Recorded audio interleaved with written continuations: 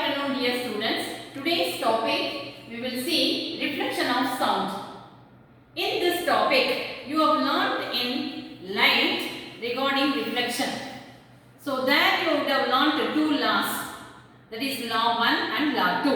And same way here you have a small activity. What is the activity? You have to take two metal pipes.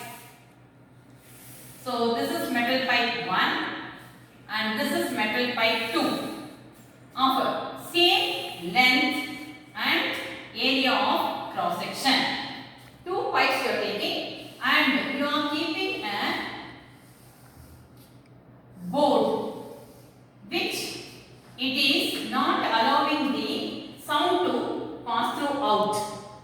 And here you are keeping your recording and you can speak in one place and the sound will be moving through that and it will be coming through other pipe. And instead of that speaking, you can have a clock.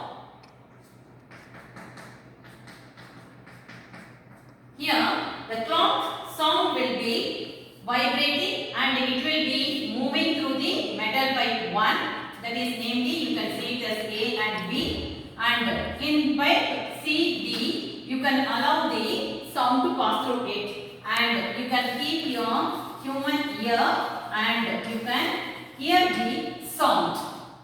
Okay, and you can adjust this metal pipe in such that where you are getting the clear sound. After getting this clear sound in that sheet, you can mark it and after that you draw a perpendicular line. The perpendicular line is called as the normal and you can keep this angle, that is the angle of incidence, and this is the angle of reflection.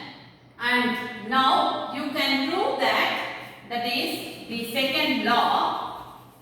It is nothing but angle I will be equal to angle R. Angle of incidence will be equal to angle of reflection. So you are adjusting the pipe CD and such that the sound will be clearly heard from the clock, stop clock. So this you can do it in the laboratory using the stop clock and you can keep your human ear and you can listen to that sound, and reflection of sound can be did with the help of a small activity with the metal pipe, a stop clock and with a sheet of cardboard and a A4 sheet, and you can measure the angle, that is angle I will be equal to angle R. For example, if it is 35 degree angle I, then therefore angle R also will be 35 degree. Next class, this experiment can be done in the laboratory.